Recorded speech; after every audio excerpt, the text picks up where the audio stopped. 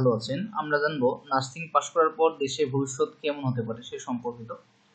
তো নার্সিং পাশ করার পর দেশে ভবিষ্যৎ বর্তমানে অনেক ভালো। সরকারি বেসরকারি হাসপাতালে নার্স হতে পারবেন আপনারা সহজেই। তাছাড়া আপনারা শিক্ষকতা করতে পারবেন বিভিন্ন সরকারি বেসরকারি যে নার্সিং বা ডিপ্লোমা করে তাদের অথবা বিএসসি যে করে সেখানে। তাছাড়া নার্সিং এ যে হচ্ছে আপনার সরকারি যে প্রতিষ্ঠানগুলো আছে সেখানে হচ্ছে আপনার নার্সিং হিসেবে আপনার শিক্ষকতা হিসেবে কাজ করতে পারবেন। আচ্ছা, তাছাড়া আপনার অধিদপ্তরে কাজ করতে পারবেন। নার্সিং একটি সম্ভাবনাময় পেশা। আমাদের দেশে পেশাটি দিন দিন বৃদ্ধি পাচ্ছে। বর্তমানে বাংলাদেশ নার্সিং 3টি কোর্স রয়েছে। একটা হচ্ছে ডিপ্লোমা ইন নার্সিং, তারপরে ডিপ্লোমা ইন মিডওয়াইফারি এবং বিএসসি ইন নার্সিং। সাধারণত diploma in nursing science and midwifery, diploma in midwifery সাধারণত এসএসসির পরপরই ভর্তি হতে হয়।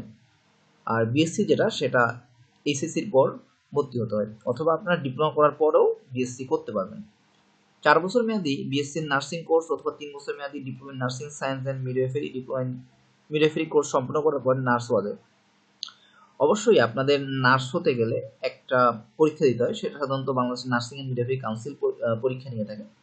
সেই পরীক্ষা সাধারণত অনেক সহজ হয়ে থাকে, আপনার পরীক্ষা দিলেই পাস করবেন।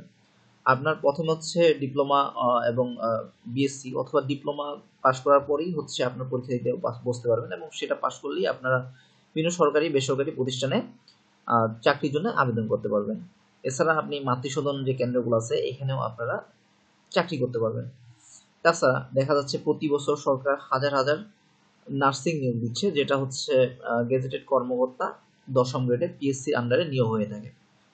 তো ভবিষ্যৎ কথা চিন্তা করলে নার্সিং এর ভবিষ্যৎ অনেক উজ্জ্বল, এবং আপনারা যদি দেখা যায় ইন্টার করলেন, অনার্স করলেন, মাস্টার্স করলেন, কিন্তু হচ্ছে যে চাকরি পাবেন না, কিন্তু যদি কেউ নার্সিং করে সহজে কিন্তু একটা চাকরি পেয়ে যায়। তো ধন্যবাদ সবাইকে, আপনারা ভালো থাকবেন, এবং এরকম আরো সুন্দর সুন্দর টিপস পেতে আমার চ্যানেলটাকে অবশ্যই সাবস্ক্রাইব করবেন প্রথমত, দ্বিতীয়ত লাইক করবেন, কমেন্ট করবেন। ধন্যবাদ সবাইকে।